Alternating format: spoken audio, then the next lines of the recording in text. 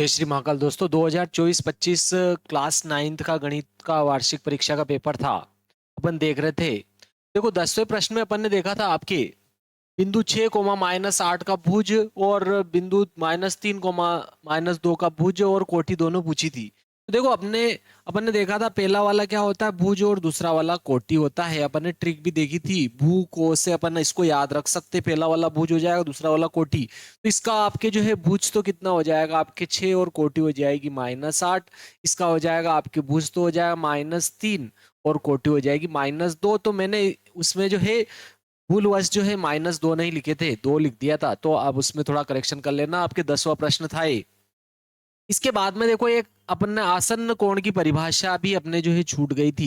तो देखो अपन ने ये आसन्न कोण क्या होता है, आपके 14वें का अथवा प्रश्न भी अपन ने छोड़ दिया था, इसको भी छूट गया था भूलवश। तो इसको भी अपन देख लेते हैं, आसन्न कोण की परिभाषा क्या होती है, इसको देखते हैं अपन। ठीक है, तो बहुत ही सिंपल सी परिभाषा है आसन्न कोण। आसन्न कोण 14 का अथवा प्रश्न आसन्न कोण क्या होता है। देखो आसन्न कोण सर्वप्रथम अपन चित्र बनाकर देखते हैं। ठीक है, डिफाइन एडजेसेंट एंगल क्या होता है, इसको देखते हैं अपन। देखो पहले अपन इसका जो है एक चित्र बनाते हैं, उसके बाद में देखते हैं आसन्न कोण क्या होता है। जैसे ये कोई रेखा है मान लिया जाए, और इसमें आपके रेखा में यहाँ पर देखो एंगल है, एक एंगल तो ये यहाँ पर इस प्रकार से है, और एक एंगल ये इस प्रकार से है। और देखो यहाँ पर ये शीर्ष है इनका।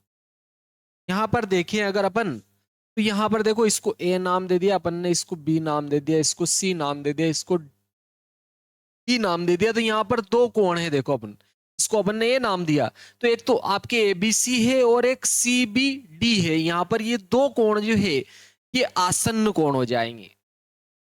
ठीक है, एक ही ओर के दो कोण जिनमें क्या हो, शीर्ष उभयनिष्ठ हो और एक भुजा भी क्या हो, उभयनिष्ठ हो, क्या कहलाता है, आसन्न कोण। ठीक है, आसन्न कोण एक ही ओर के ऐसे कोण जिनमें एक भुजा उभयनिष्ठ हो और शीर्ष भी क्या हो, उभयनिष्ठ हो, एक ही ओर, एक ही रेखा के एक ही ओर, एक एक ही रेखा के एक ही ओर, एक ही और के ऐसे कोण, ऐसे ऐसे कोण जिनमें जिनमें एक भुजा, देखो ये भुजा दोनों में आ रही है, इसमें भी आ रही है और इसमें भी आ रही है, जिनमें एक भुजा तथा शीर्ष तथा शीर्ष तथा शीर्ष, ये देखो शीर्ष इसमें भी आ रहा है और इसमें भी आ रहा है, तथा शीर्ष उभयनिष्ठ हो, उभयनिष्ठ हो, आसन्न कोण कहलाते हैं। आसन्न कोण कहलाते हैं, आसन्न कोण कहलाते हैं। ठीक है, एक ही रेखा के एक ही ओर स्थित ऐसे दो कोण जिनमें एक भुजा क्या हो, उभयनिष्ठ हो और शीर्ष उभयनिष्ठ हो, आसन्न कोण कहलाते हैं। एक ही रेखा के एक ही ओर, एक ही सरल रेखा के एक ही ओर। ठीक है, इनका दोनों कोणों का योग 180 हो भी सकता है, नहीं हो सकता है, ये बात इस पर निर्भर नहीं करता है। ठीक है, तो यह आपके आसन्न कोण की परिभाषा अपन ने देखी है। इसके बाद में देखो आ जाता है आपके 17वां अपन ने देख लिया था, इसके बाद में अपन 18वां प्रश्न देखेंगे। बहुत ही प्यारा है, आप इसको जो है उतार सकते हो। यह आपकी क्या थी, आसन्न कोण की परिभाषा थी। ठीक है, एक ही रेखा के एक ही ओर के कोण है का जो है योग 180 हो भी सकता। ठीक है ना, ये कोण एक दूसरे को अतिव्यापित नहीं करते, ध्यान रखना। ठीक है, एक ही रेखा के एक ही ओर ऐसे कोण जिनमें एक भुजा तथा शीर्ष उभयनिष्ठ हो, आसन्न कोण कहलाते हैं। और ये एक दूसरे को, ये एक दूसरे को ओवरलैपिंग नहीं करते हैं, ओवरलेपित नहीं करते, ढकते नहीं है एक दूसरे को। ठीक है, ये ध्यान रखना है अपने को, ये एक दूसरे को ओवरलेपित नहीं करते हैं।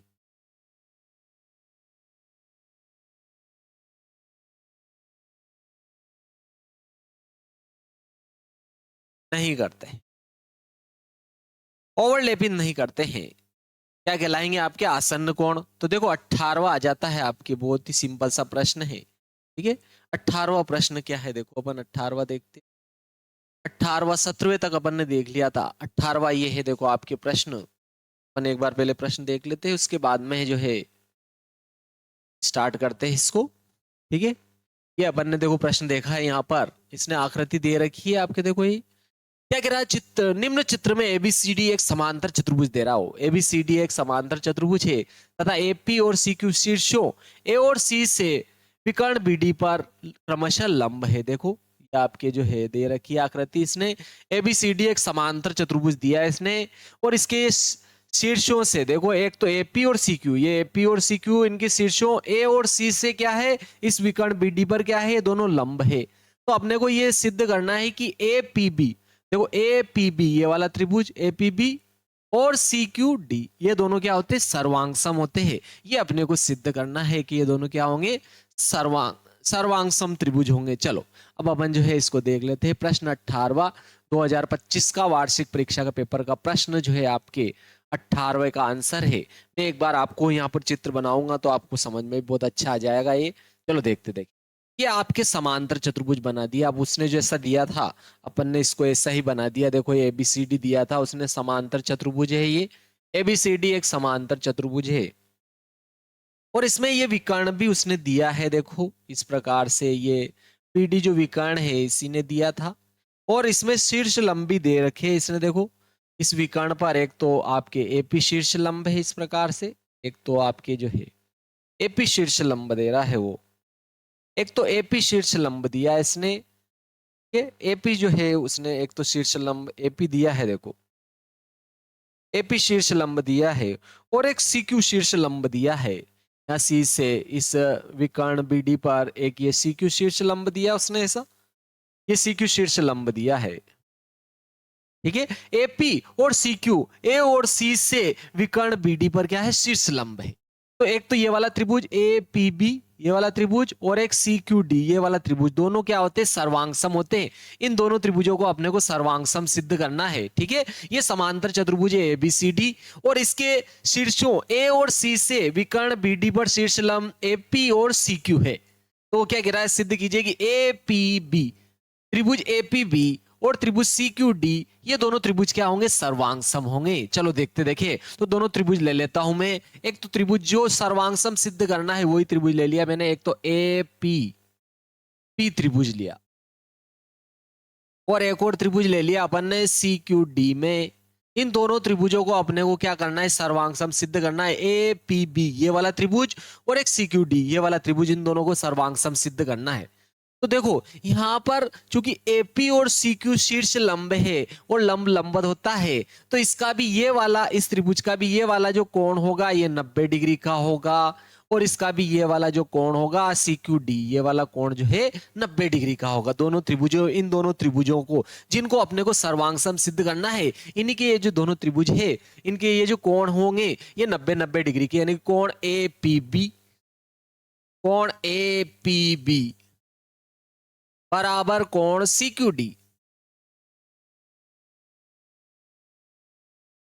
बराबर क्या हो जाएंगे, 90 डिग्री। क्योंकि यहाँ एपी और सीक्यू लंब किस पर है, बोलो बीडी पर, विकर्ण बीडी पर लंब है।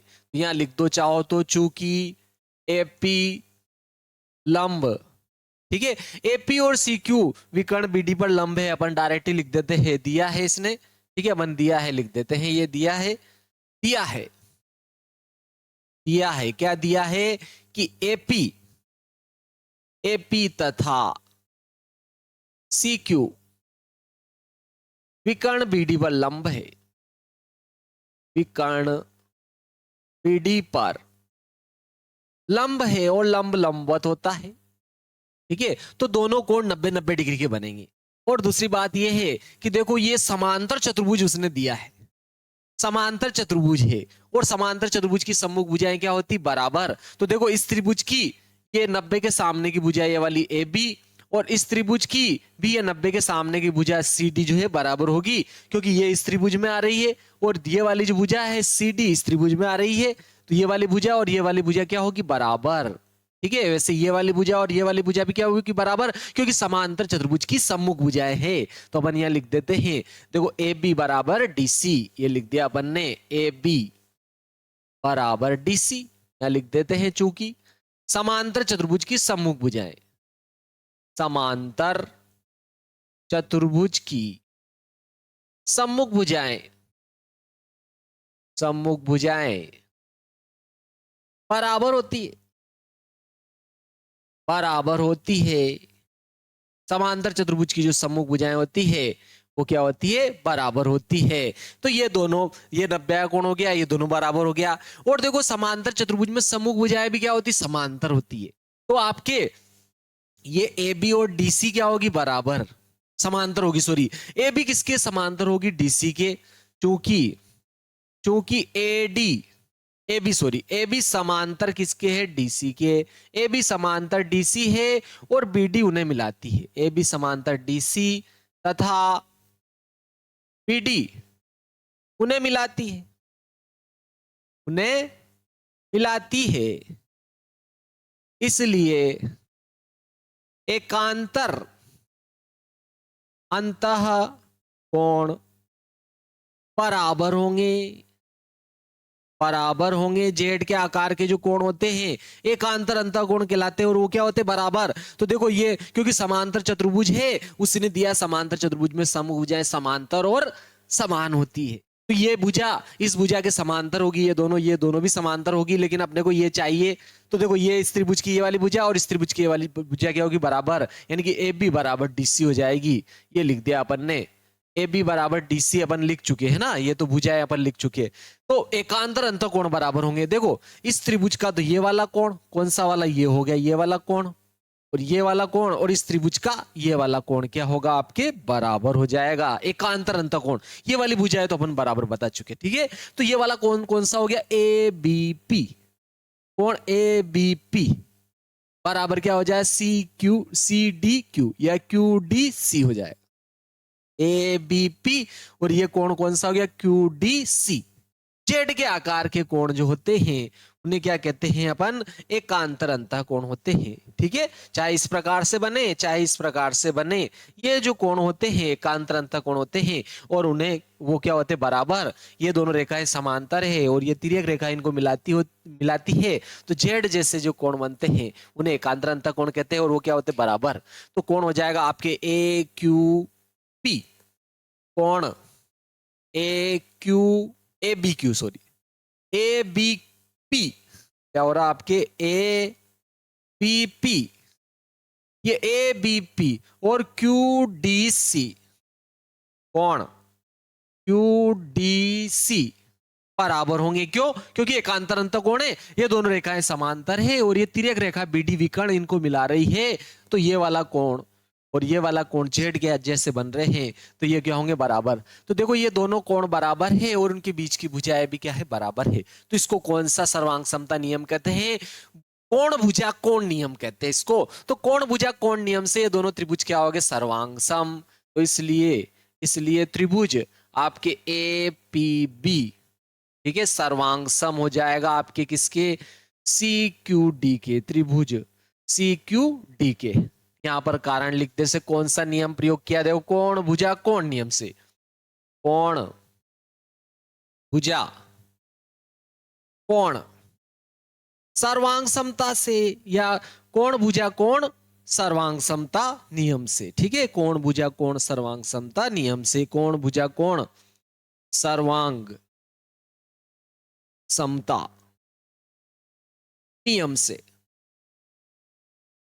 से, ठीक है। इसको आप चाहो तो देखो एंगल साइड एंगल नियम भी कह सकते हैं, या इसको क्या लिख सकते हो, एंगल साइड एंगल, ठीक है। आप इस प्रकार से भी लिख सकते हो, ए एंगल साइड एंगल नियम भी लिख सकते हो। तो ये अपने सिद्ध हो गया। देखो ये 18वां था। अब अपन इसके अथवा वाला प्रश्न देख रहे हैं, चलो देखते हैं। बहुत ही सिंपल प्रश्न था। देखो दर्शाइए कि आयत का प्रत्येक कोण एक समकोण होता है। इसके अथवा वाला ये है, ठीक है। मैं आपको बता देता हूं एक बार, ये 18वां था, ये अपन ने देख लिया है, ठीक है। ये 18वें का अथवा वाला है। देखो दर्शाइए कि एक आयत का प्रत्येक कोण एक समकोण होता है। बहुत ही सिंपल प्रश्न है। एक आयत का प्रत्येक कोण एक क्या होता है, समकोण होता है। चलो देखिए एक आयत का प्रत्येक कोण क्या होता है, समकोण होता है। 18वें का अपन जो है अथवा प्रश्न देखेंगे। ये देखो सिद्ध करना है कि आयत जो है, आयत का प्रत्येक कोण क्या होता है, समकोण होता है, यानी कि 90 डिग्री का होता है। ये अपने को सिद्ध करना है, यानी कि ए वाला कोण, बी वाला कोण, सी वाला कोण, डी वाला कोण, सारे कोण 90-90 डिग्री के होते हैं। ये अपने को क्या करना है, सिद्ध करना है। तो अपन देखो, मैं इसका एक कोण जो है ए का मान रहा हूं, बहुत ही सिंपल रहेगा, वेरी सिंपल रहेगा। इसमें एक कोण जो है ए जो है, अपन ने इसको 90 डिग्री का मान लिया। माना कि माना कि माना कि कोण ए बराबर अपन ने 90 डिग्री है। 90 डिग्री है, अपन ने ये मान लिया कि इसका कोण ए जो है ये क्या है, 90 डिग्री। जब ये 90 डिग्री है, प्रत्येक कोण समकोण होता है, ये अपने को सिद्ध करना है। लेकिन देखो आयत भी एक समांतर चतुर्भुज होता है, और समांतर चतुर्भुज में एक ही ओर के अंतः कोणों का योग कितना होता है, 180 डिग्री होता है। तो इन दोनों कोणों का योग कितना होगा, 180 डिग्री।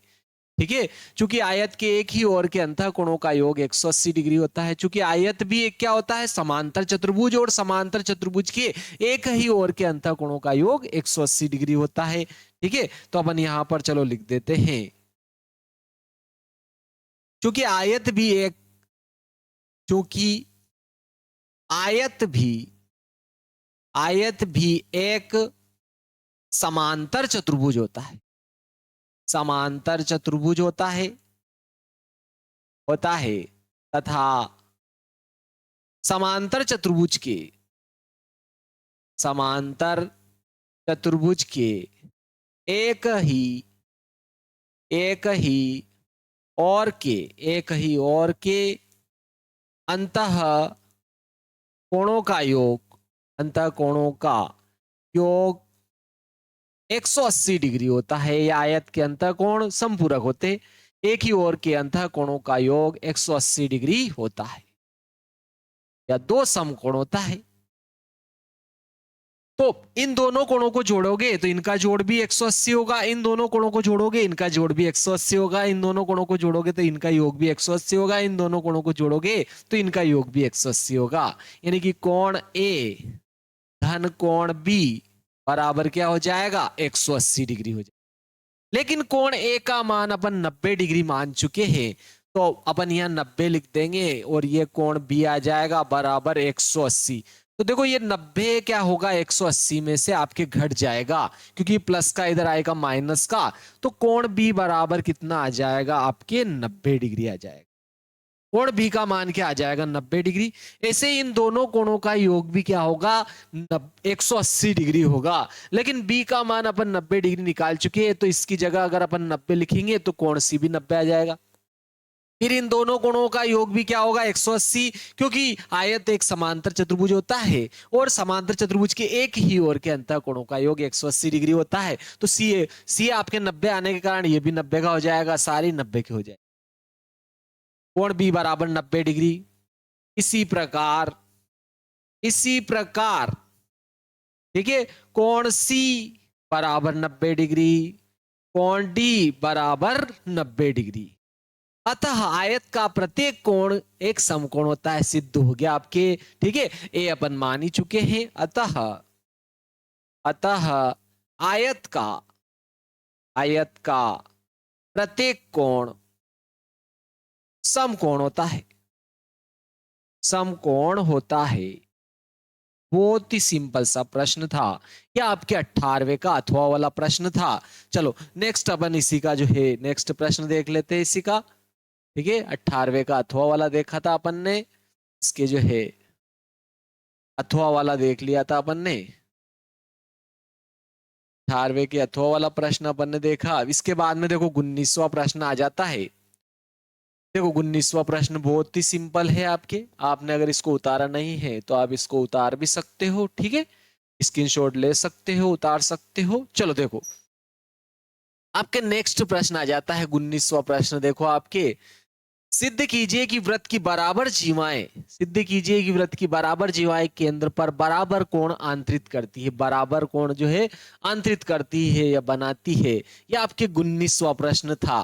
ठीक है, वार्षिक परीक्षा 2025-26 यानी 25 के वार्षिक परीक्षा का पेपर में आपके जो गणित विषय का जो पेपर है क्लास 9th का, उसका जो है आपके 19वां प्रश्न 19 आ रहा है। ठीक है, क्या प्रश्न क्या है? सिद्ध कीजिए कि वृत्त की बराबर जीवाएं केंद्र पर बराबर कोण आंतरित करती है। क्या आपके प्रश्न है? सिद्ध कीजिए कि वृत्त में, ठीक है, वृत्त में बराबर जीवाएं या वृत्त की बराबर जीवाएं, वृत्त की बराबर जीवाएं केंद्र पर बराबर कोण आंतरित करती है। बराबर कोण आंतरित करती है या बनाती है, बहुत ही सरल है। आंतरित करती है, आंतरित करती है। चलो देखते हैं इसको, बहुत ही सिंपल है, इतना सिंपल है बस। चलो देखो, बस आपको समझने का हेर फेर होता है।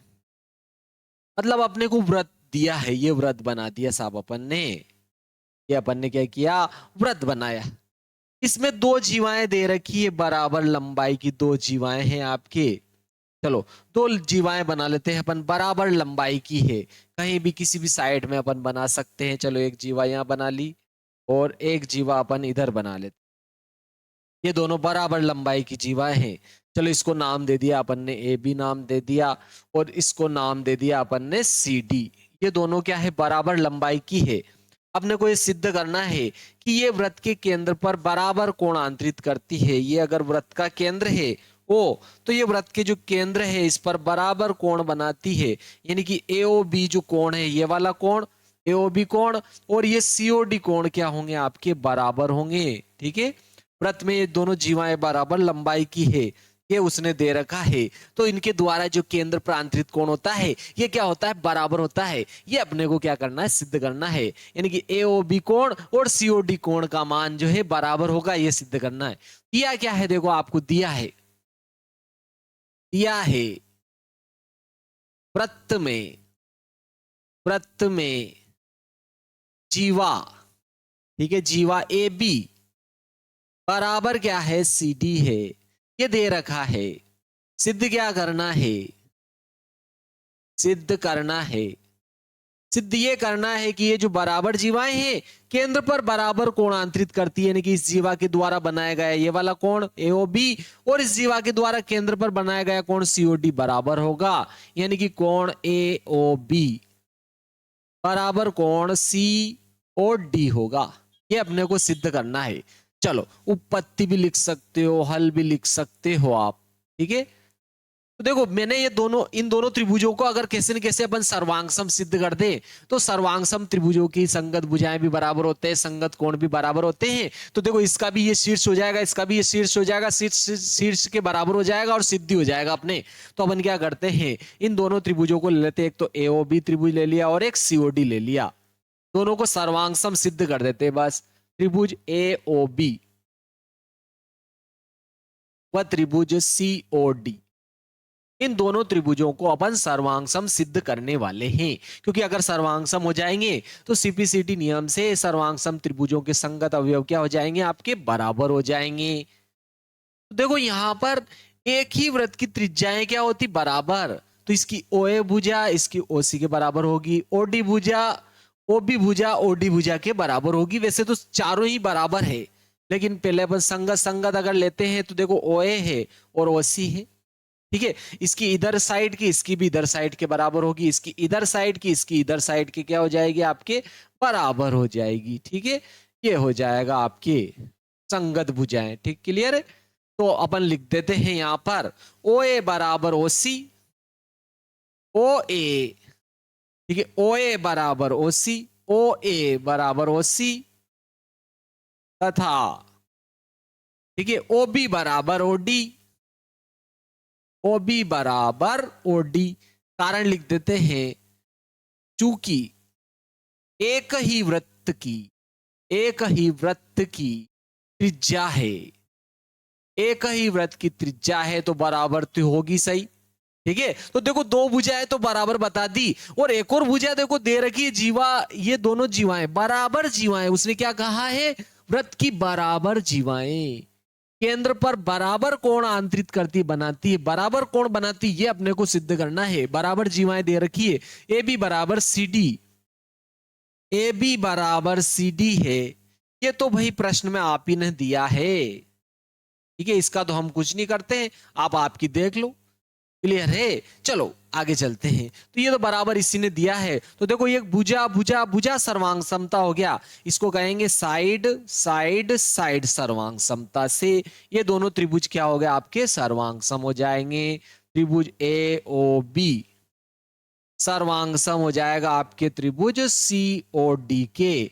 तो आपके सीपीसीटी नियम ये कहता है कि सर्वांगसम त्रिभुजों के संगत अवयव क्या होते बराबर, संगत भुजाएं बराबर होती है, संगत कोण बराबर होते हैं। तो भाई संगत भुजाएं बराबर करके ही तो अपन ने इसको सर्वांगसम सिद्ध किया, तो बचा क्या संगत कोण। तो ये वाला संगत इसका शीर्ष इसके शीर्ष के बराबर हो जाएगा, यानी कि कोण ए ओ बी कोण सीओडी के बराबर हो जाएगा। तो कोण ए ओ बी बराबर कोण क्या हो जाएगा आपके सीओडी के। और यही तो अपने को सिद्ध करना था कि वृत्त में बराबर जीवाएं केंद्र पर बराबर कोण आंतरित करती। वेरी सिंपल सा प्रश्न था ये आपके 19वां। चलो इसके अथवा वाला देखते हैं। सिद्ध कीजिए कि एक ही वृत्त खंड के कोण बराबर होते हैं। वेरी एमपी और बहुत ही सिंपल सा प्रश्न है। देखो ये 19वें का अथवा वाला प्रश्न है। सिद्ध कीजिए कि एक ही वृत्त खंड के कोण जो है बराबर होते हैं। ठीक है, same segments of a circle are equal, ये अपने को जो है प्रूफ करना है। वृत्त के जो सेम सेगमेंट जो होते हैं वो इक्वल होते हैं, ये अपने को जो है प्रूफ करना है। चलो देखते, देखिए प्रश्न 19 का अथवा है आपके, प्रश्न 19 है, इसका अथवा वाला चल रहा है आपके। बहुत ही सिंपल सा प्रश्न है। ठीक है, एक ही वृत्त खंड के कोण आपस में बराबर होते हैं। सिद्ध कीजिए कि, सिद्ध कीजिए कि ये कि एक ही वृत्त खंड के, एक ही वृत्त खंड के कोण, एक ही वृत्त खंड के कोण बराबर होते हैं, बराबर होते हैं। ओहो, आहा, बराबर होते हैं। ये अपने को सिद्ध करना है कि एक ही वृत्त खंड के कोण क्या होते हैं बराबर होते हैं। चलो वृत्त भी बना लो, वृत्त का खंड भी बना लो, खंडा खंड। चलो ये वृत्त बनाया साहब, ये व्रत बना लिया साहब, इसमें व्रत खंड बना लिया अपन ने। चलो व्रत खंड भी बना लिया। चलो यहां से मैंने इस प्रकार से रेखा खींची, एक व्रत खंड ये हो गया, एक व्रत खंड ऊपर हो गया, दो व्रत खंड बना लिए साहब। अब अपने को इन दो, एक व्रत खंड में दो कोण बनाना है। ठीक है, एक तो अपन ने नाम दे दिया इसको, ये एक व्रत खंड तो क्या हो गया ए बी, और एक हो गया बी ए। ठीक है, दो व्रत खंड हो गया आपके। ठीक है, दो व्रतखंड हो गया, एक तो ये वाला व्रतखंड हो गया और एक ये वाला व्रतखंड हो गया। तो इस एक ही व्रतखंड में दो कोण जो है बराबर होते हैं, ये अपने को सिद्ध करना है। एक कोण तो अपन ने ये वाला बना दिया, देखो एक कोण तो ये वाला बना दिया, और एक कोण जो है अपन ने ये वाला बना दिया। ये दोनों कोण क्या होते हैं बराबर होते हैं, ये अपने को प्रूफ करना है। ठीक है, दिया है, देखो दिया है लिख देते हैं पहले। दिया क्या क्या है,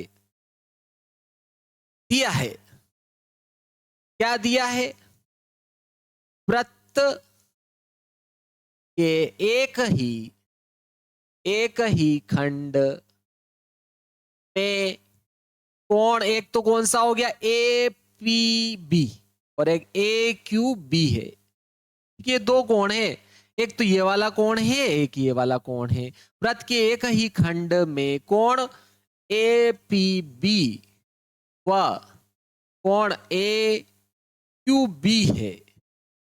ये दो कोण दे दिया, एक ही वृत्तखंड में दो कोण तो है, अपने को केवल इनको बराबर सिद्ध करना है। ठीक है, सिद्ध क्या करना है, दोनों बराबर होते हैं, सिद्ध करना है, सिद्ध करना है। सिद्ध ये करना है कि ये दोनों कोण जो है बराबर होंगे, कोण ए पी बी और कोण जो है आपके ए क्यू बी, ये दोनों कोण क्या होंगे बराबर। ए पी बी कोण ए क्यू बी कोण के क्या होंगे बराबर। तो देखो मैंने क्या किया, ये जो वृत्त का केंद्र है इस वृत्त के केंद्र ओ को मैंने क्या किया, ओ को ए से और बी से मिला दिया। ठीक है, अपन ने ए को ओ से और बी से मिला दिया। चलो ये अपन ने एक ओ को ए से मिलाया और ओ को बी से मिला दिया। ठीक है, दोनों से मिलाया मतलब अपन ने ओ ए और ओ बी को मिलाया। रचना हो गई आपके, रचना हो गई, इसको रचना लिखते हैं अपन। रचना, रचना, रचना क्या हो गई, अपन ने ओ ए तथा ओ बी को मिलाया। ओ ए और ओ बी को अपन ने क्या कर लिया, मिला लिया। लेकिन देखो आपको ये वेरी आईएमपी प्रमेय है। प्रमेय क्या है आपके, देखो मैं इधर समझा देता हूं आपको। ये मान लिया व्रत है और ये क्या है, व्रत का केंद्र है। ये व्रत है, ये व्रत है, ये व्रत का क्या है, केंद्र है। तो व्रत के किसी चाप द्वारा, व्रत का कोई चाप अगर केंद्र पर कोण बनाता है, व्रत का कोई चाप जो है केंद्र पर कोण बना रहा है, मान लो ये केंद्र पर, इस चाप द्वारा ये केंद्र पर कोण बना है, तो ये केंद्र का कोण शेष परिधि पर बने कोण का क्या होता है, डबल होता है, दो गुना होता है। ये वाला जो कोण होता है, ये आपके जो कोण होता है, ये वाला जो कोण होता है, इस वाले कोण का क्या होता है, डबल होता है, दो गुना होता है। ये आपके प्रमेय है। प्रमेय क्या होता है, क्योंकि वृत्त के किसी चाप द्वारा केंद्र पर बना कोण शेष परिधि बने कोण का दुगुना होता है, डबल होता है, दो गुना होता है। तो अपन लिख देते हैं यहां पर, देखो उत्पत्ति चल रही है अब आपकी, उत्पत्ति सिद्ध कर रहे साहब, उत्पत्ति। ठीक है, तो आपके ये वाला जो कोण होगा, ये वाला जो कोण होगा, देखो ये व्रत के इस चाप द्वारा केंद्र पर बना कोण है और ये क्या है, शेष परिधि पे बना कोण है। तो ये वाला कोण इस कोण का भी दुगना होगा, ये वाला कोण इस कोण का भी दुगना होगा, क्योंकि ये केंद्र पर बना कोण है और ये शेष परिधि बना कोण है, क्योंकि व्रत का ये जो कोण है इस कोण का दुगना होता है। मान लो ये 30 डिग्री है तो ये दुगना हो जाएगा, कितना हो जाएगा, 60 डिग्री। ठीक है, डबल होता है, केंद्र पर आंतरिक कोण शेष परिधि पर आंतरिक कोण का डबल होता है, दो गुना होता है। तो अपन चलो प्रमेय लिख देते हैं यहां पर, चूंकि, ठीक है, चूंकि यहां लिख देते, चलो यहां आपके एक ही लाइन में आ जाएगा, सीधा आ जाएगा आपके, चूंकि व्रत के, व्रत के किसी, व्रत के किसी चाप द्वारा, चाप द्वारा केंद्र पर आंतरिक कोण, केंद्र पर आंतरिक, केंद्र पर आंतरिक कोण शेष परिधि पर आंतरिक कोण का, शेष परिधि पर, शेष परिधि पर आंतरिक कोण का, आंतरिक कोण का दुगना होता है, दुगना होता है। ठीक है, क्या होता है, दुगना होता है। व्रत का कोई चाप जो है, व्रत का कोई चाप जो है केंद्र पर जो कोण बनाता है, वो केंद्र का जो कोण है शेष परिधि पर बने कोण का दुगना होता है। देखिए ये कोण जो इस कोण का भी क्या होगा, दुगना होगा। कौन सा, ये कोण देखो ए ओ बी, ये जो कोण आपके ए ओ बी है, ये कोण जो ए ओ बी है आपके, ठीक है, ये केंद्र पर जो कोण बना है आपके, कौन सा है, देखो ए ओ बी।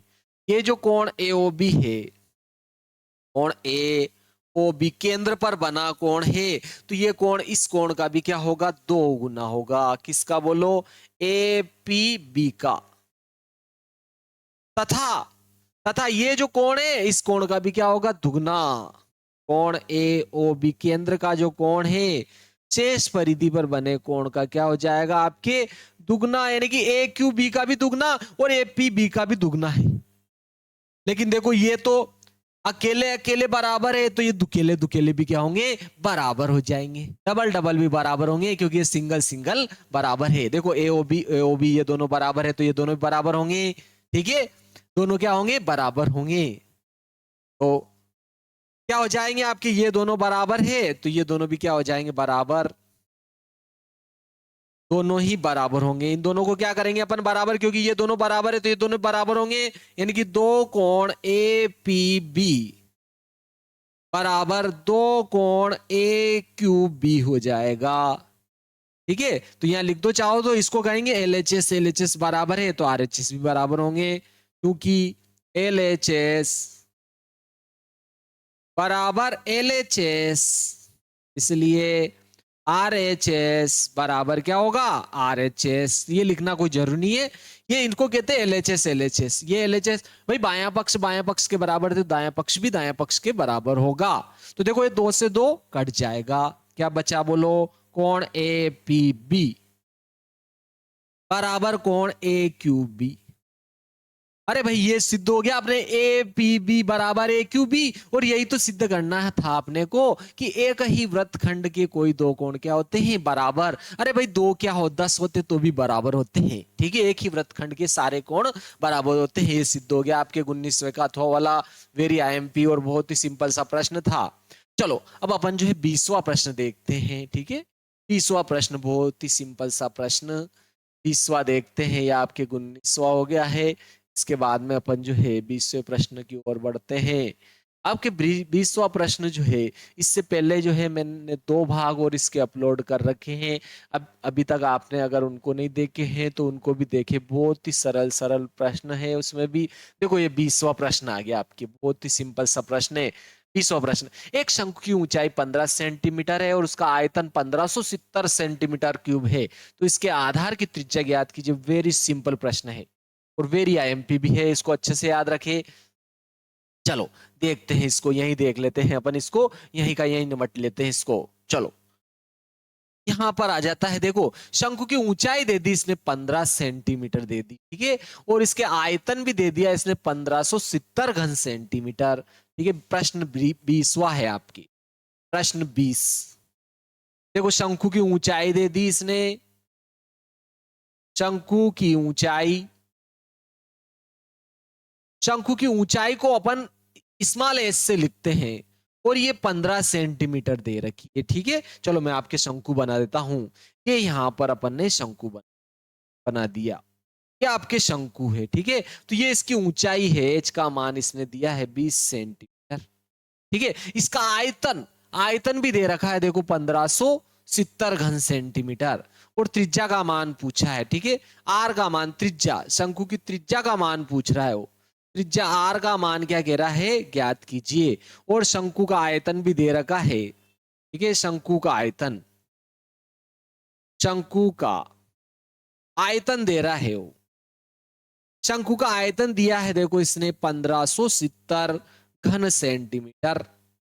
लेकिन देखो शंकु का आयतन दिया इसने, लेकिन शंकु का आयतन तो देखो बेलन के आयतन का 1/3 होता है। बेलन का होता है पाई आर वर्ग एच, और इसका हो जाएगा उसका 1/3 यानी कि 1/3 पाई आर वर्ग एच हो जाएगा। शंकु का हो जाएगा आपके 1/3 पाई आर वर्ग एच हो जाएगा।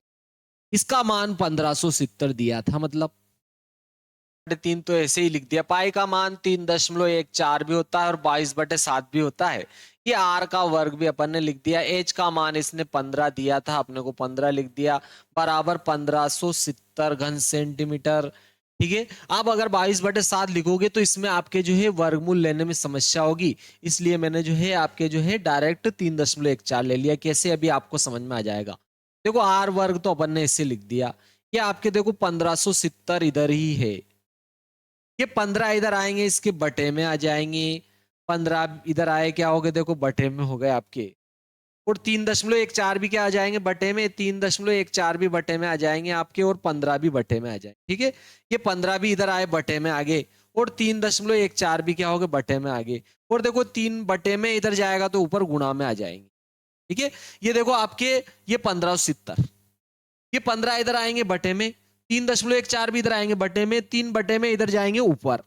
अब देखो यहां पर देखो दशमलव हटा देता हूं, दशमलव हटाया 2 अंक थे, 2 जीरो लगा दी, ये 300 आपके जो है 14 हो गए। देखो 15 से इसको काटोगे ना तो डायरेक्ट ये आपके जो है 314 बार कट रहा है। देखो आपके 1570 में आप छोटे से भाग भी लगा सकते हो, 5 से लगाओ, 3 से लगा दो तो भी कट जाएगा। देखो यहां देखो 15 एकम 15,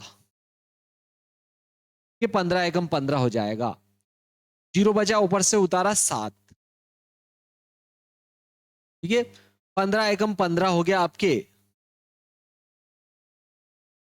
अगर आप छोटे पहाड़े से काटते हो इसको, देखो अगर अपन देखो काय से काटते हैं, 5 से काटे, बिल्कुल सही है, 5 से काटना पड़ेगा इसको। आप 5 थी 15, इसको काटेंगे, देखो 5 थी 15, 5 एकम 5, 5 चौक 20, 3 से इसको काट दो, देखो 3 एकम 3, 2 जीरो, क्लियर है, 2 जीरो, इसको इससे काट दिया अपन ने, ठीक है, ये अपन ने काटा इसको। तो देखो यहां पर अब आपके देखो 314 से 314 डायरेक्ट कट जाएंगे आपके ये, ठीक है, 314 से आपके क्या हो जाए, 314 कट जाएंगे, ठीक है, क्या आया देखो 100 आ रहा है लगभग, ठीक है, कितना आ रहा है देखो 100 आ रहा है, तो इधर वर्ग हटाएंगे, इधर वर्गमूल लग जाएगा, और 100 को क्या लिख सकते हैं, देखो 10 गुणा 10, तो 10 सेंटीमीटर लगभग आ जाएगा आपके, इसका आंसर क्या रहेगा, 10 सेंटीमीटर लगभग। 10 पॉइंट में कुछ ले सकते हो आप, लेकिन 10 भी लिखोगे तो आप बिल्कुल, क्योंकि अपन ने 3.14 अपन ने यहाँ पर मान लिया है, तो आपके बिल्कुल सही आएगा, क्लियर है, बिल्कुल सही आएगा, इससे ये वाला जो मान आएगा बिल्कुल सही माना जाएगा, ठीक है, 3.14। वैसे तो अगर कुछ नहीं कहे तो अपन को पाई का मान 22/7 ही लिया जाता है, लेकिन फिर आपको वर्गमूल निकालना पड़ेगा, भाग विधि से वर्गमूल निकालना पड़ेगा प्यारे मित्रों। चलो देखते, देखिए, उस गोले का आयतन ज्ञात कीजिए जिसका पृष्ठीय क्षेत्रफल 154 सेंटीमीटर है। चलो ये वाला प्रश्न देखो, बहुत ही सिंपल सा प्रश्न है, और बहुत ही आपके 19वें का अथवा वाला प्रश्न है, ये देखो 20वें का अथवा वाला, सॉरी 20 का अथवा प्रश्न, इसका आपके जो है अथवा प्रश्न आ जाता है। क्या कह रहा है, उस गोले का आयतन ज्ञात कीजिए जिसका पृष्ठीय क्षेत्रफल 154 सेंटीमीटर वर्ग है। गोले का आयतन पूछा है, ठीक है, आपको गोले का आयतन पूछा जा रहा है, गोले का आयतन पूछा गया है, ठीक है, गोले का जो आयतन है ये अपने को क्या कर रहा है, पूछ रहा है वो, और इसका पृष्ठीय क्षेत्रफल दे रखा है, क्योंकि देखो गोले का आयतन जो है उसकी त्रिज्या से निकाला जाता है, मतलब त्रिज्या निकालने के लिए दिया है ये। चलो त्रिज्या निकाल लेते हैं। पृष्ठीय क्षेत्रफल दिया है देखो गोले का, गोले का पृष्ठीय क्षेत्रफल, गोले का पृष्ठीय क्षेत्रफल इसने कितना दिया है, 154, 154 सेंटीमीटर वर्ग दिया है इसने, ठीक है, और गोले का पृष्ठीय क्षेत्रफल आपके 4πr² होता है, तो ये 4πr² लिख दिया अपन ने, बराबर 154 लिख दिया अपन ने, ठीक है, ये 4 ऐसे लिखा, देखो पाई का मान 22/7 होता है, 22/7 लिख दिया, आर का वर्ग ऐसे लिख दिया, बराबर 154। यहाँ पर देखो आर निकालना है तो आर वर्ग इधर रख लिया, इधर ये 154 हो गया, ये 4 इधर जाएगा, इसके बटे में हो जाएगा, ये 22/7 इधर जाएंगे, उलट गुणित हो जाएंगे, 7/22 हो जाएंगे, ठीक है, तो देखो 22 7 154 कट जाएंगे, देखो ये 7 गुणा 7 है, और 4 को लिख सकते 2 गुणा 2, 2 गुणा 2 भी कितने हो जाएंगे, 4, तो अर्थात अपन इधर आर का वर्ग है, और इधर आ जाएगा आपके 7/2 का वर्ग हो, 7/2 का वर्ग, क्योंकि 4 को क्या लिखेंगे, 2 गुणा 2, 2 गुणा 2 भी 4 हो रहा है, 2 गुणा 2 को 2 का वर्ग लिखा जा सकता है, तो 2 का भी वर्ग हो गया, और ऊपर देखो 7 गुणा 7, 7 का वर्ग हो गया। अब इसको कहेंगे घात, घात के बराबर है, तो इसको कहेंगे यहाँ आधार आर है, और यहाँ आधार 7/2 है, इसको आधार कहेंगे, इनको घाते कहेंगे, तो यहाँ आर आधार है और यहाँ 7/2 आधार है, तो आधार आधार के बराबर हो जाए, क्योंकि घाते बराबर है तो आधार बराबर होते हैं, तो आधार आ गया आपके 7/2, ठीक है, त्रिज्या आ गई आपके 7/2 सेंटीमीटर। अब उसने देखो अपने को गोले का आयतन पूछा है, तो डायरेक्ट गोले का आयतन निकाल लेते हैं अब। अतः गोले का आयतन, गोले का आयतन, गोले का जो आयतन होता है 4/3 πr³ होता है, आर अपन निकाल चुके हैं, 4/3 ऐसे लिख दिया, पाई का मान 22/7 है, और आर का मान देखो 7/2 है, तो 7/2 की घात 3 हो जाएगी, 7/2 की घात कितनी हो जाएगी आपके 3, तो देखो ये 4/3 तो ऐसे लिखा, 22/7 भी ऐसे लिख दिया, इसकी घात 3 है तो इसको 3 बार लिख देंगे, ये अपन ने इसको 3 बार लिख दिया।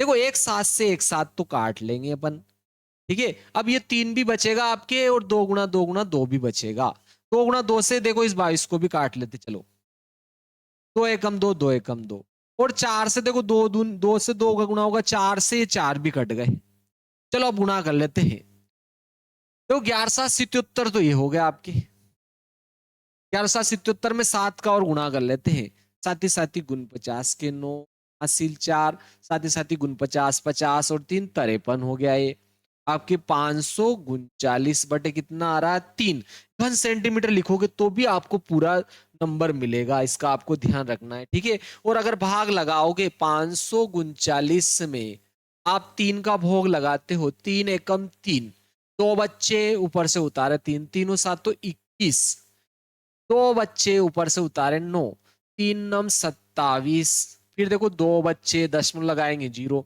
3 छंग 18, ठीक है, 3 छंग 18 हो जाएंगे, फिर दो बच्चे, फिर 0 लगाओ, 3 छंग 18, फिर दो बचेंगे आपके, फिर 0 3 छंग 18।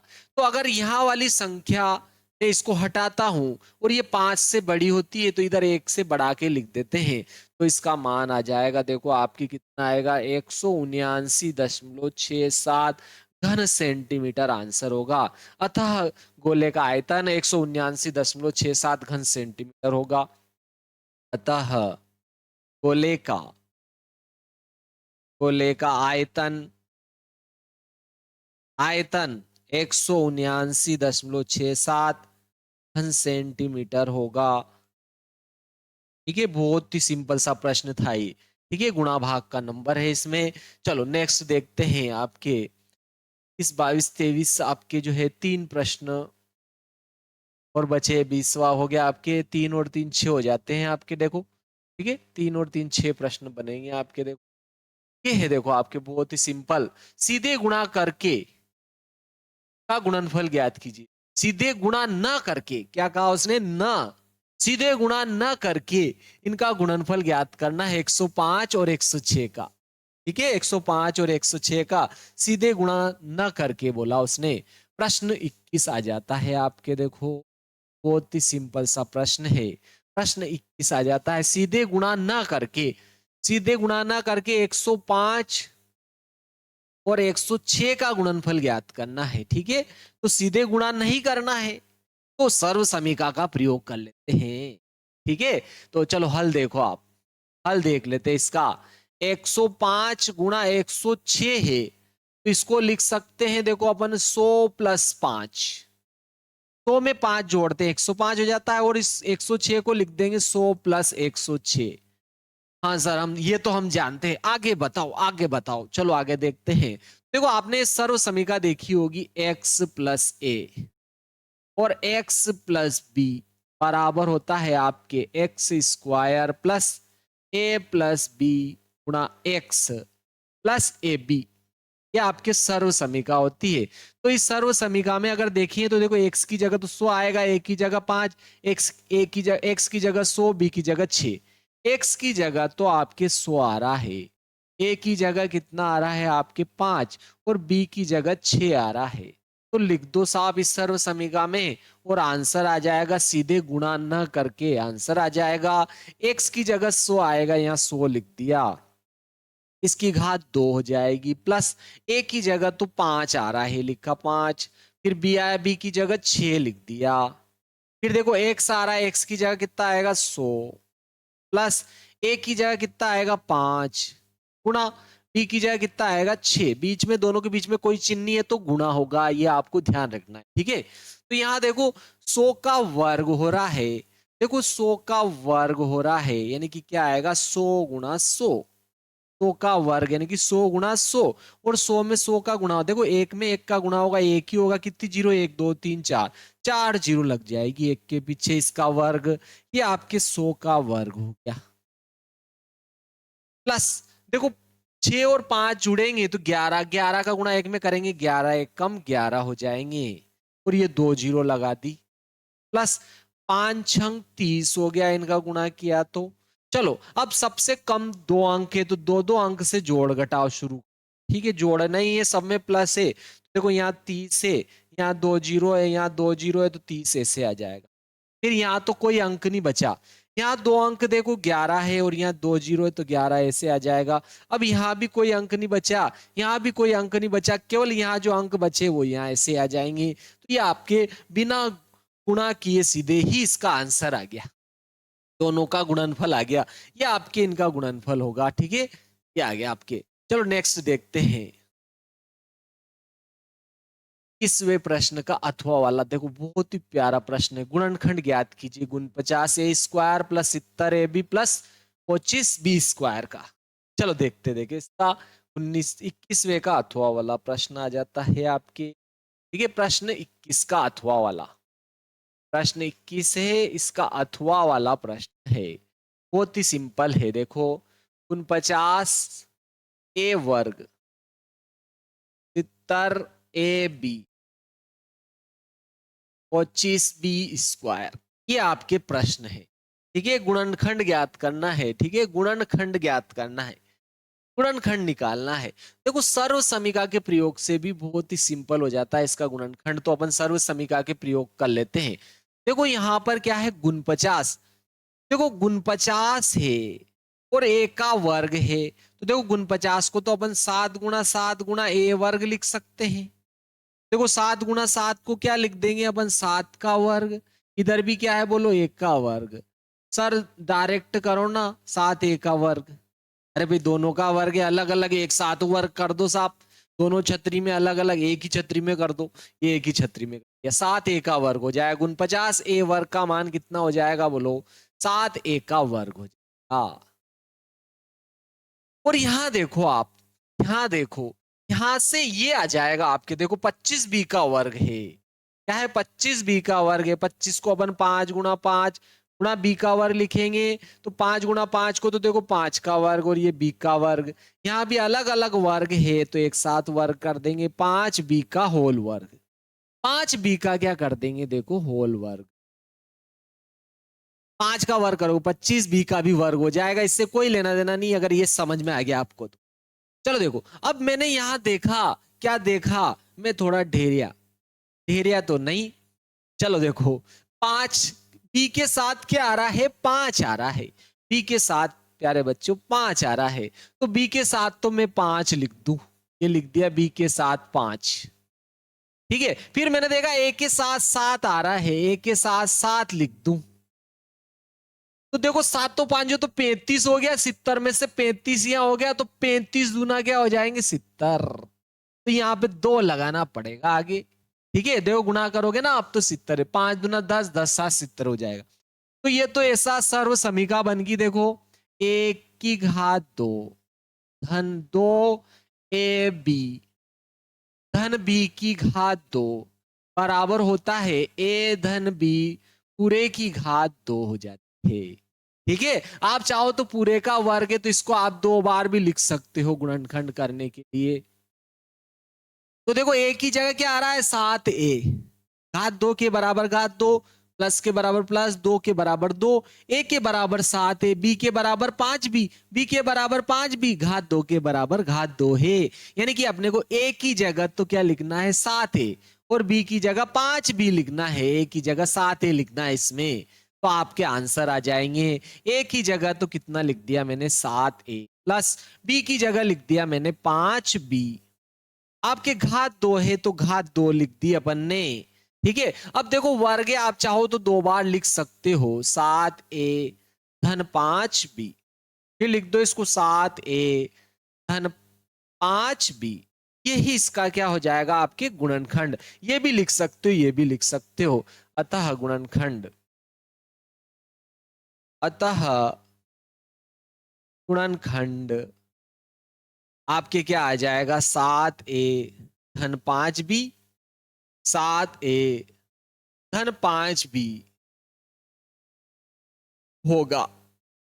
ठीक है, आप ये भी लिखोगे तो भी सही माना जाएगा, ये भी लिखोगे तो और ज्यादा सही है। ठीक है, चलो अब आपके नेक्स्ट प्रश्न आ जाता है। देखो यहां से आपके जो है ये प्रश्न आ गया, उस त्रिभुज का क्षेत्रफल ज्ञात कीजिए जिसकी भुजाएं 18 सेंटीमीटर और 10 सेंटीमीटर तथा परिमाप दे दिया। देखो उसने इसका, ठीक है, परिमाप आपको उसका जो है किया गया है, परिमाप दे दिया उसने, और अपने को क्या पूछा है, उसका क्षेत्रफल पूछा है कि 10 सेंटीमीटर और ये दे रखा है। देखो चलो उस त्रिभुज का क्षेत्रफल ज्ञात कीजिए जिसकी 2 भुजाएं दे रखी है और परिमाप दे रखा है। 22वां क्वेश्चन है। चलो 22वां पेपर का जो है आपके 22वां प्रश्न देखते हैं। देखिए ठीक है, बहुत ही सिंपल है प्रश्न 22, देखते हैं। देखिए 22वां प्रश्न आ जाता है, उस त्रिभुज का क्षेत्रफल ज्ञात कीजिए जिसकी दो भुजाएं दे दी। दो भुजाएं दे दी इसने 18 सेंटीमीटर और 10 सेंटीमीटर। तो देखो एक को अपन ए मान लेते, 18 वाली को ए मान लिया अपन ने 18 सेंटीमीटर, और दूसरी भुजा उसने 10 सेंटीमीटर दे रखी थी तो उसको बी मान लिया। और परिमाप दिया है, देखो त्रिभुज का परिमाप, त्रिभुज का परिमाप 2s होता है। परिमाप दिया है उसने त्रिभुज का, और परिमाप को 2s से लिखा जाता है, यानी कि 2s का मान 42 दे दिया इसने। अर्थात इसको अपने को हेरो के फार्मूले से, हीरोन के सूत्र से करना पड़ेगा। तो s निकाल लेते हैं, 2 इधर जाएगा तो इसके बटे में हो जाएगा, 42 के बटे में 2 आ जाएगा, यानी 2 से काटेंगे 2 दूनी 4, 2 एकम 2, यानी कि 21 सेंटीमीटर क्या आ गया, देखो इसका s का मान आ गया। एस भी आ गया आपके पास में। लेकिन देखो तीनों भुजाएं और एस ज्ञात हो तभी अपन हीरोन का फार्मूला प्रयोग कर सकते हैं। तो तीसरी भुजा और निकाल लेते हैं। देखो परिमाप दिया ना इसने 42 सेंटीमीटर, 2s का मान। परिमाप, परिमाप आपके, परिमाप यानी तीनों भुजाओं का योग ही तो होता है 2s का मान, अर्थात ए बी और सी का जोड़ी तो है ये 42 इन तीनों भुजाओं का जोड़ी तो है, ए बी सी। 2s का जो मान, देखो परिमाप को 2s से ही लिखा जाता है। परिमाप को आप 2s से लिखो या ए धन बी धन सी लिखो, ये 2 इधर जाता है तो अर्ध परिमाप बन जाता है आपके, ए धन बी धन सी बटे 2 बन जाता है। ठीक है, तो परिमाप ए धन बी धन सी तो है, परिमाप 2s क्या है, ए धन बी धन सी, तो इसकी जगह ए धन बी धन सी लिख दिया, ये 42 ऐसे लिख दिया। लेकिन देखो ए का मान 18, बी का मान 10 प्लस सी बराबर 42। तो सी बराबर निकालूंगा तो ये 42, ये दोनों प्लस के जुड़ जाएंगे। तो देखो 18 और 10 28 प्लस के उधर जाएंगे माइनस के 28 हो जाएंगे। तो देखो 28 घटेंगे 42 में से, तो इधर हाथ से लूंगा, 12 में से 8 गया 4, और इधर 3 बचा, 3 में से 2 गया 1, 14 सेंटीमीटर आपके तीसरी भुजा आ गई। लेकिन उसने अपने को त्रिभुज का क्षेत्रफल पूछा है, तो अतः त्रिभुज का क्षेत्रफल अपन हीरोन का सूत्र का प्रयोग कर लेते हैं। अतः हीरोन के सूत्र से, ठीक है, त्रिभुज का क्षेत्रफल under root S minus A, S minus B और एस माइनस सी होता है। ये लगा दिया अपन ने, अंडर रूट ऐसे लगा दिया। देखो एस का मान अपन ने 21 निकाला था, तो एस, चारों एस की जगह 21 लिख देंगे, 21 लिखा, फिर एस आया 21 लिख दिया। ए का मान अपने को दिया था उसने 18 लिख दिया, फिर एस का मान अपन ने 21 लिख दिया। फिर आया बी, ई का मान भी उसने 10 दिया था, 10 लिख दिया, फिर एस का मान 21 लिख दिया, माइनस सी का मान अपन ने 14 निकाला, 14 लिख। अब देखो यहां पर अंडर रूट ऐसे लगा दिया, ये 21 है तो 21 को लिख दिया, तीनों सात तो 21, 21 को गुणनखंड करके लिख दिया। देखो यहाँ 21 में से 18 घटाएंगे, 18 और 2 20, और एक 21, यानी कि 3 बच जाए। ठीक है, यहाँ भी 3 बज गए। और यहाँ देखो 21 में से अगर अपन 10 घटाएंगे तो कितने बचेंगे, 11, क्या अपन ने 11, ठीक है, कितना बचा 11। और यहाँ देखो अपन 21 में से 14 घटाएंगे तो 7 बच जाएगा। और वर्गमूल कैसे निकालते, कोई संख्या अगर वर्गमूल में 2 बार है तो 1 बार वर्गमूल निकल जाता है। देखो 7 भी 2 बार है, एक साथ बाहर निकल गया, अंडर रूट में कितना बचा 11, तो 7 या 21 अंडर रूट 11 आ गया। आपके आंसर क्या आ गया, 7 या 21 हो गया, अंडर रूट 11 सेंटीमीटर वर्ग हो गया। आपकी ये आ गया त्रिभुज का क्षेत्रफल।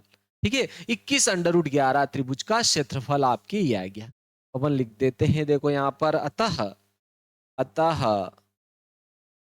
त्रिभुज का क्षेत्रफल क्या आ जाए, 21 अंडर रूट 11 सेंटीमीटर वर्ग होगा। बहुत ही सिंपल सा प्रश्न था। ठीक है मित्रों, ये आपके 22वें प्रश्न था।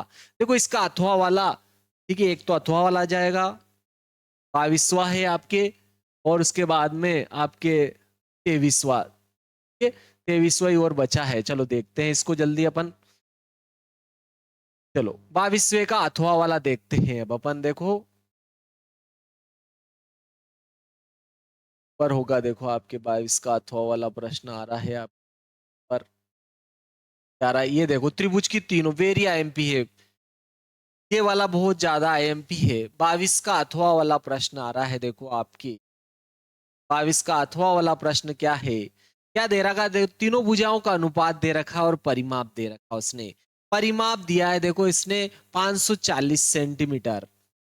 देखो इसने दिया है, देखो एक त्रिभुज की भुजाओं का अनुपात दिया 12, 17 और 25 है, और उसका परिमाप दिया है 540। तो परिमाप तो 2s होता है, तो उससे s निकाल लेते हैं, क्योंकि हेरोन का फार्मूले के ही सवाल है कि आपकी हीरोन के फार्मूले के ही सूत्र है, तो s और तीनों भुजाएं निकाल लेते हैं अपन। ठीक है, परिमाप 540 दिया है, देखो त्रिभुज का परिमाप दिया इसने। ठीक है, त्रिभुज का परिमाप लिख देते हैं अपन, त्रिभुज का परिमाप, त्रिभुज का परिमाप 2s से लिखा जाता है, और ये इसने कितना दिया है, देखो 540 सेंटीमीटर। ये दो इधर जाएगा तो s निकाल लेंगे, मतलब 540 में अपन 2 से भाग लगा देंगे, तो 2 दूनी 4, 2 साती 14, और ये 0 लगा देंगे, तो आपके कितना आ जाएगा, 270 आ जाएगा। आपके s का मान आ गया, आपके 270 आ गया, ये आपके s आ गया, s भी आ गया। और देखो तीनों भुजाओं का अनुपात दिया है, ये आपको अनुपात दिया है 12, 17 और 25, 12 और 17 और 25। तो देखो जो अनुपात दे उससे अपने को पहले भुजाएं निकालनी पड़ेगी, क्योंकि ये अनुपात क्या होता है, सरलतम रूप होता है। क्यों, क्योंकि देखो अगर मान लो ये 120, 170 और एक 25 हो, 250 होता तो भी अपन भाग लगाते तो 0 कट जाती है, तो ये सरलतम रूप होता है। तो सरलतम रूप क्या हो, अपने को पता नहीं है क्या था, 0 था, कि हो सकता है सब में 2 का गुणा हो रहा हो, 3 का गुणा हो रहा हो, तो ये अपने को पता नहीं है। तो इसलिए अपने को इसकी भुजाएं माननी पड़ेगी, 12x, 17x और 25x। ठीक है, ये आपके क्या x क्या है, उभयनिष्ठ गुणनखंड रहेगा इनका। ठीक है, तो अपन भुजाएं मान लेते हैं। मान लिया अपन ने, माना कि एक तो देखो a आ रहा है, a का मान क्या हो गया आपके 12x, फिर आया आपके बी का मान क्या हो गया आपके 17x, फिर आ जाता आपके सी का मान 25x है। लेकिन देखो परिमाप क्या होता है, तीनों भुजाओं का जोड़। अगर मैं तीनों भुजाएं जोड़ूंगा तो एक तो कौन सी है, देखो 12x हो गई, एक हो गए आपके 17x, और एक हो गए आपके 25x। ये तो तीनों भुजाओं का जोड़ है, और तीनों भुजाओं का जोड़ तो क्या कहलाता है, परिमाप।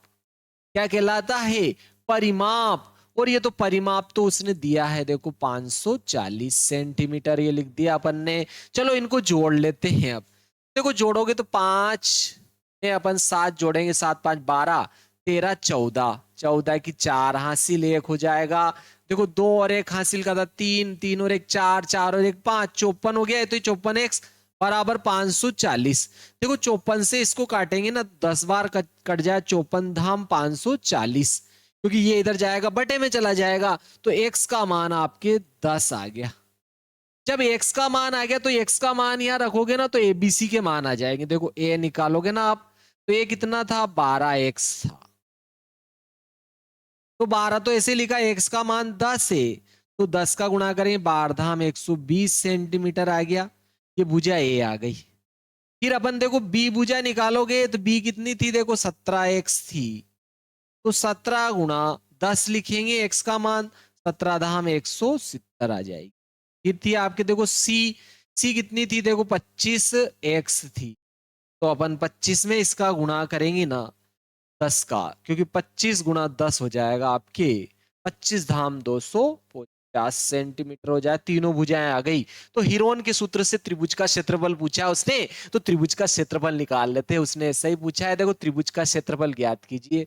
ठीक है, ये देखो त्रिभुज का क्षेत्रफल अपने को पूछा है, तो अतः हीरोन के फार्मूले से, अतः हीरोन के सूत्र से, सूत्र से त्रिभुज का क्षेत्रफल त्रिभुज का क्षेत्रफल अपन जानते हैं क्या होता है, देखो under root S S minus A S minus B. ठीक है, under root S S minus A S minus B और एस माइनस क्या हो जाता है आपके सी। ये हो जाता है आपके, तो देखो एस का मान अपन निकाल चुके हैं कितना 270, तो इस एस की जगह भी क्या आ जाएगा आपके 270 आ जाएगा, ये 270। फिर आया देखो एस एस की जगह 270 लिखा, माइनस ए का मान अपन ने कितना निकाला देखो 120, तो इसकी जगह 120 लिख दिया अपन ने। फिर एस की जगह 270। फिर आया देखो बी, बी का मान 170 है, तो इसकी जगह 170 लिख दिया बी की जगह। फिर एस का मान 270 है, परिमाप 270 लिखा। फिर आया सी, और सी का मान अपन ने कितना निकाला है देखो 250, तो इसकी जगह अपन ने सी की जगह 250 लिख। बहुत ही सिंपल सा प्रश्न है। चलो देखो, गुणा भाग वर्गमूल के नंबर मिले, बहुत ही सिंपल है, 270 है, ये 270 ऐसे लिखा अपन ने। या 270 में से 120 घटाते चलो, जीरो में से जीरो घटेगा जीरो, 7 में से 2 गया आपके कितना हो जाएगा 5 हो जाएगा, 7 में से अपन ने 2 घटाया 5, इधर 2 में से 1 घटेगा 1 आ जाएगा। यहाँ जीरो में से जीरो गया जीरो, 7 में से 7 गया जीरो, फिर 2 में से 1 घटेगा 1। यहाँ देखो 270 में से 250 घटेंगे तो डायरेक्ट 20 आ जाएंगे। ठीक है, चलो अब अपन गुणनखंड कर लेते सबका। सबका अगर आप गुणनखंड करोगे तो देखो 27 के गुणनखंड कर लेता हूं, 3 गुणा 30 लिख देता हूं। देखो मैं, देखो 3 3 9, 9 3 27 और 0 2 70 हो जाएंगे। वैसे ही देखो आपके तीनों पांचों क्या होता है 15 होता है। ठीक है, 5 3 15 हो गया, ये 5 3 15 हो गया, 5 3 15 0 250 हो गया। फिर आपके देखो ये 100 है, तो 100 को 10 गुणा 10 भी लिख सकते हैं अपन चाहे तो। ठीक है, 10 गुणा 10 लिख दिया। और आपके देखो 20 आया, तो इसको अपन लिख सकते हैं 10 गुणा 2, 10 दूना क्या हो जाएगा आपके 20 हो जाएगा, 10 दूना क्या हो जाएगा ये आपके 20 हो जाएगा, 10 दूना 20 हो जाएगा। तो अपन ने क्या किया देखो, यहाँ पर देखो दो दो युग्म में से एक बाहर निकालेंगे, 2 3 में से एक 3 आ गया, देखो ये 2 30 में से एक 30 बाहर आ गया। ठीक है, और फिर ये 2 10 में से एक 10 और बाहर निकाल लिया। देखो ये 10 बचाना, इसको अपन ऐसे भी लिख सकते थे, देखो 5 दूना 10। ठीक है, तो ये 2 5 में से भी आपके एक 5 बाहर आ जाएगा, और फिर 2 2 में से भी एक 2 बाहर आ जाएगा।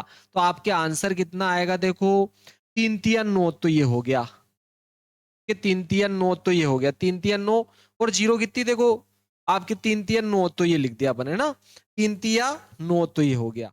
अब जीरो लगाते, देखो 1 2 0 तो ये लगा दी, और देखो 5 दूना 10 की एक और जीरो लगा दी, तो 900 सेंटीमीटर वर्ग आंसर आ जाएगा। बहुत ही सिंपल सा आंसर था आपके, 9000 सेंटीमीटर वर्ग आंसर आ जाएगा।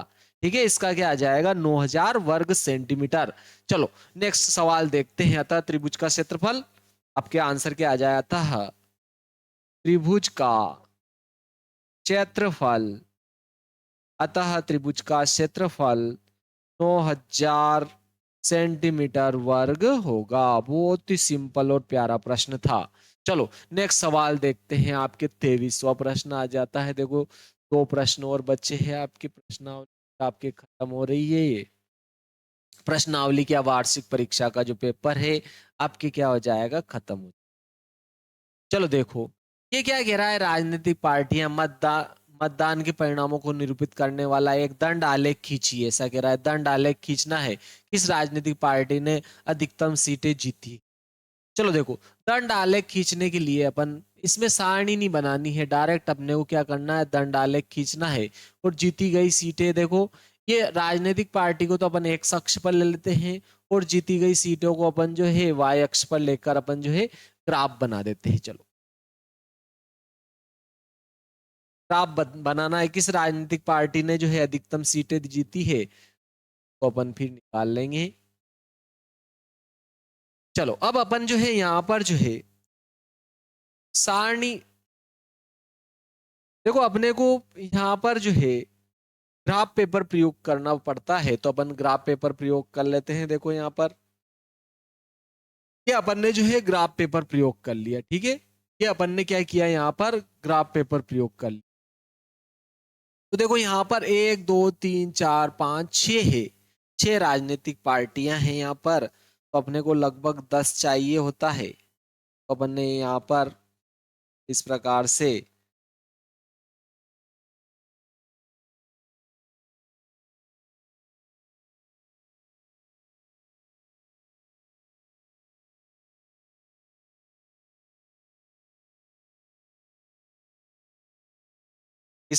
अपन ने ये ग्राफ बनाया।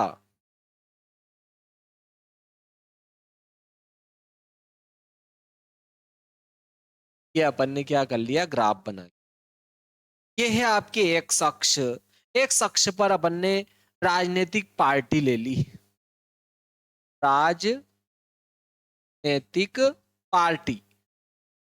राजनीतिक पार्टी को एक्स अक्ष पर लिया और जीती गई सीटें इसको वाई अक्ष पर ले लिया। अपन ने ये जीती गई सीटें, जीती गई सीटें, ठीक है, जीती गई जो सीटें हैं इसको अपन ने वाई अक्ष पर ले लिया। और ये अपन ने क्या कर लिया, ग्राफ खींच।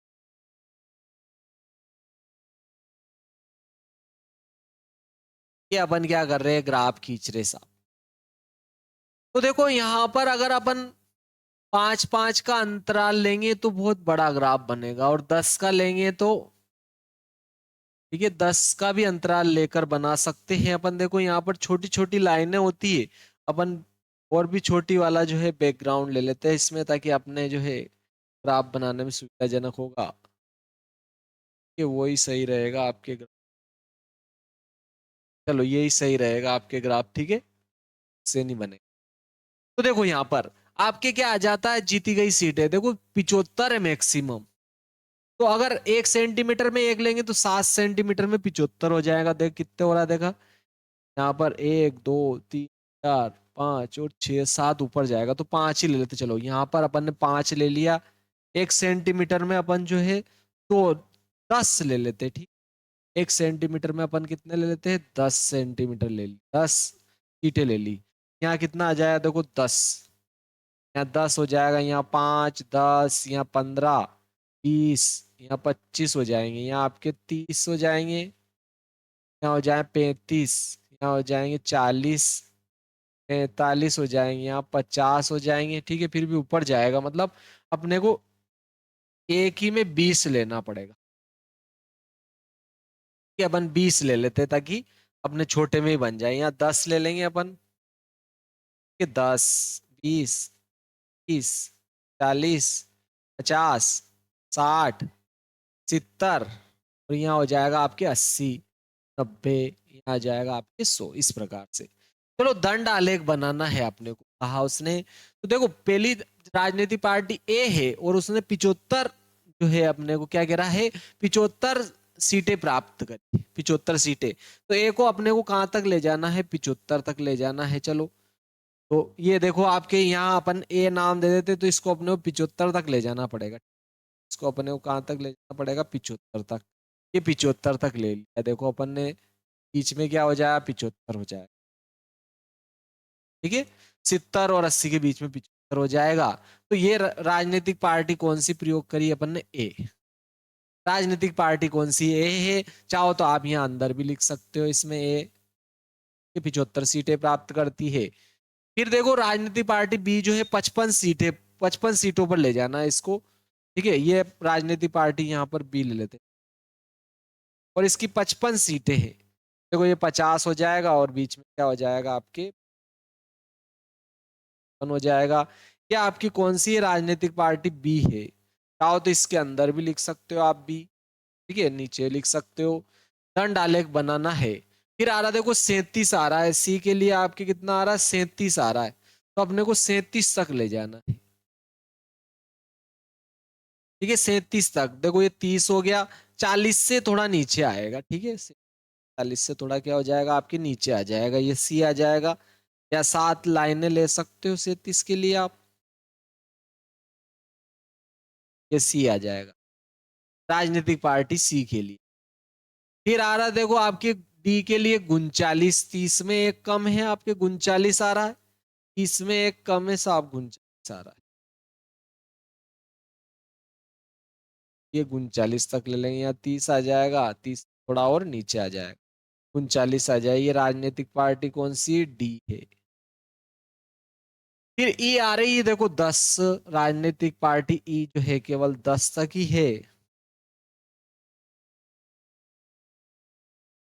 ये 10 तो यहीं तक आ जाएगा आपके राजनीतिक पार्टी। फिर एफ जो है 37 तक जा रही है, कि ये ई थी, लिख दिया। फिर आती है देखो आपके एफ, तो अपने को इसको 37 तक ले जाना है, देखो यहाँ तक आपके 30 हो गया, 37 सोडाई नीचे रहेगी आपके, 37 एक और भी है देखो, सेम ही रहेगा इसमें, ठीक है, ये एफ आ जाएगा। तो उसने क्या बोला, परिणाम, मतदान के परिणामों को निरूपित करने वाला एक दंड आलेख बनाइए। तो देखो दंड आलेख तो अपन ने बना ही दिया है, ये आपके दंड आलेख तो हो ही गया है, ठीक है, दंड आलेख हो गया। और किस राजनीतिक पार्टी ने अधिकतम सीटें ली, बोलो। तो देखो ये यहाँ पर ए राजनीतिक पार्टी के 75 सीटें हैं, देखो 75 सीटें हैं, तो अधिकतम सीटें जो है राजनीतिक पार्टी ए द्वारा प्राप्त की गई, सेकंड ये हो जाएगा आंसर, ठीक है। बी, ए राजनीतिक पार्टी, ए राजनीतिक राजनीतिक पार्टी द्वारा 75 अधिकतम सीटें प्राप्त की गई, ठीक है। ये आपके दंड आलेख हो गया, और ये सेकंड नंबर आपके 23वां प्रश्न था, ये आपके प्रश्न क्रमांक 23वां था, 4 नंबर में पूछा गया था, बहुत ही सिंपल था। चलो नेक्स्ट, ये फर्स्ट वाला आपको दंड आलेख पूछा था, फर्स्ट में दंड आलेख था, सेकंड में आपके सीटों की संख्या पूछी, कितनी सीटें, तो आपके राजनीतिक पार्टी ए द्वारा अधिकतम सीटें 75 प्राप्त की गई। चलो देखते हैं, आपके इसका अथवा वाला प्रश्न आ जाता है, देखो 23 के अथवा में यहां पर अथवा में ये प्रश्न दिया है, देखो आपके नियॉन लैंपो वाला, बहुत ही सिंपल सा प्रश्न है। चलो इसको देखते हैं, नियॉन लैंपो वाला, एक आयत चित्र की सहायता से दी गई सूचनाओं को निरूपित कीजिए, कितने लैंपों के जीवन काल 700 घंटे से अधिक है, ठीक है। आयत चित्र बनाना है, इसमें 400 लैंप जीवन काल है। लैंपों की संख्या को अपन कहाँ लेते हैं, देखो वाई अक्ष पर ले लेते हैं, और इसको एक्स अक्ष पर ले लेते हैं। 300 से 400, 100 का अंतर ले रखा है, देखो इसने, और कितना है, 1 2 3 4 5 6 7, 7 है, तो अपने को 7 चाहिए कॉलम, ठीक है। 1 2 3 4 5 6, और ये 7 हो जाएंगे, चलो यहीं से ले लेते, ठीक है, 7 हो जाएंगे, 7 अपने को लेना पड़ेगा, तो यहीं से 7 ले लेते।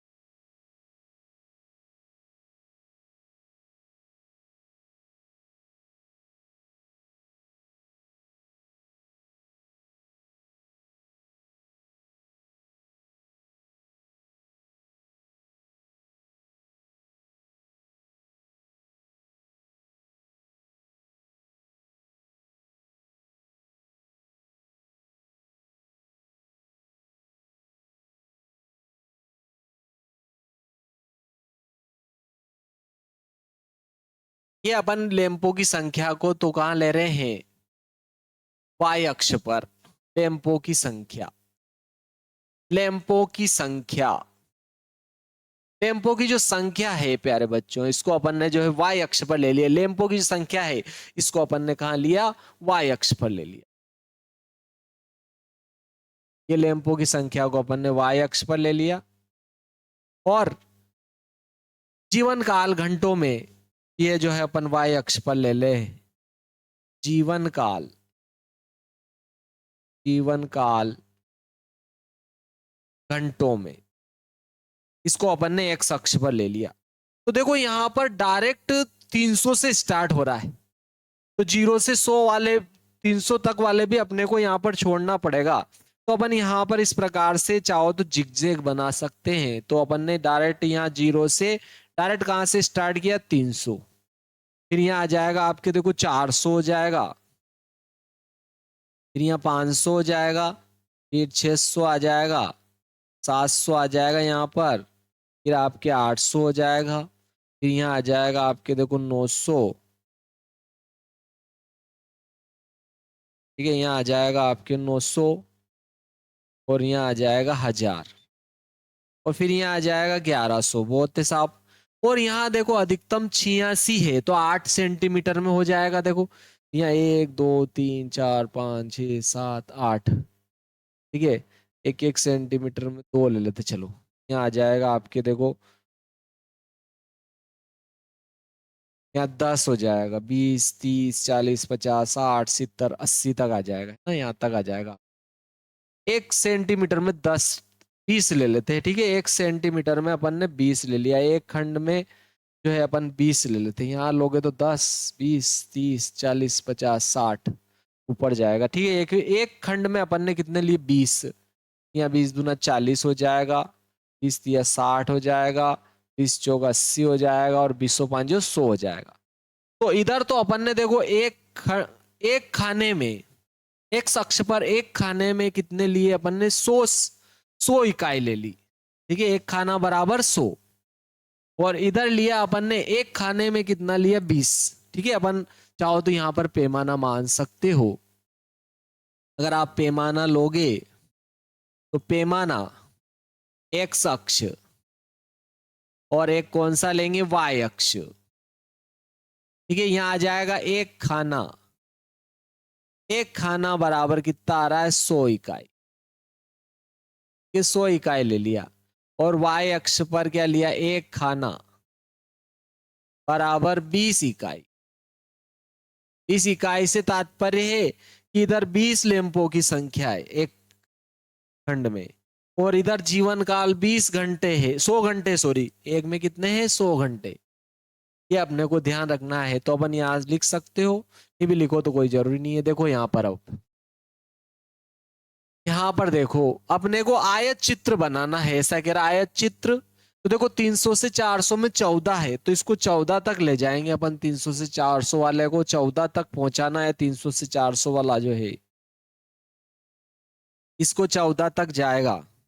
तो देखो 20 में आपके 19 तक आएगा, यहाँ आ जाएगा 10, बीच में 10 के बाद में 4 लाइनें छोटी गिननी पड़ेगी आपको।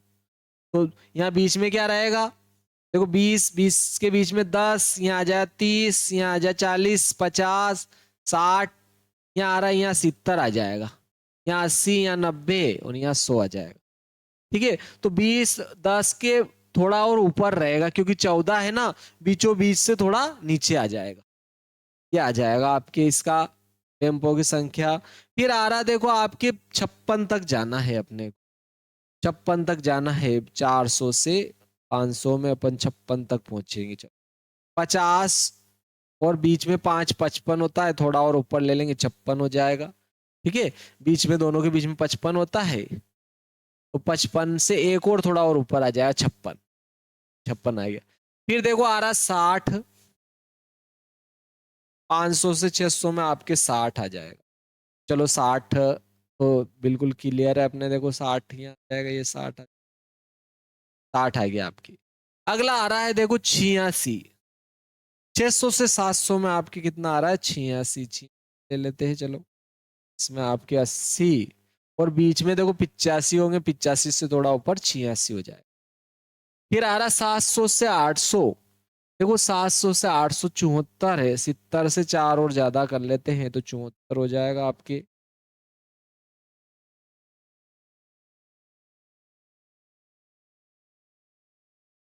यहाँ 70 हो गया, देखो बीच में 75 होता है, 75 से थोड़ा नीचे ले लिया, 70 हो जाएगा।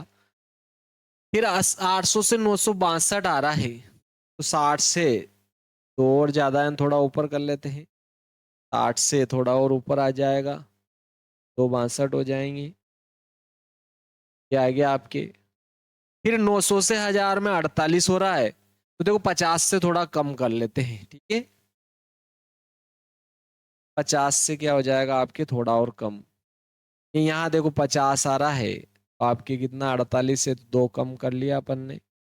ये 48 हो गया, ठीक है, ये 50 से थोड़ा नीचे ले लिया। तो ये अपन ने आयत चित्र बना लिया, ठीक है। आयत चित्र देखो इसमें पूछा है अपने को, अपन ने इसका आयत चित्र बनाया है, उसके बाद में वो सेकंड नंबर पे पूछ रहा है कितने लैंपों के जीवन काल जो है 700 घंटों से अधिक है। 700 घंटों से अधिक जीवन काल वाले लैंपों की संख्या पूछ रहा है। तो देखो यहां तक अपन अगर देखें 600 से 700 आ रहा है, देखो 400 से 500 जीवन काल वाले यहाँ आ रहे हैं, यहाँ 500 से 600 वाले आ रहे हैं, 600 से 700 वाले आ रहे हैं यहाँ तक।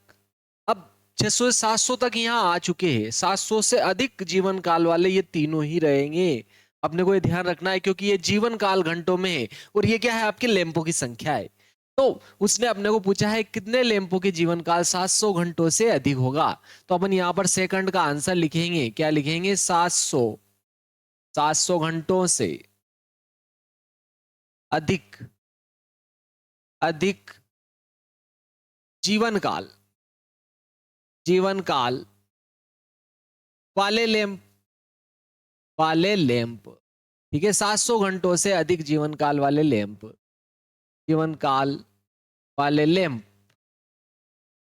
तो अपने को क्या करना पड़ेगा, इन तीनों को अपन जोड़ देते हैं।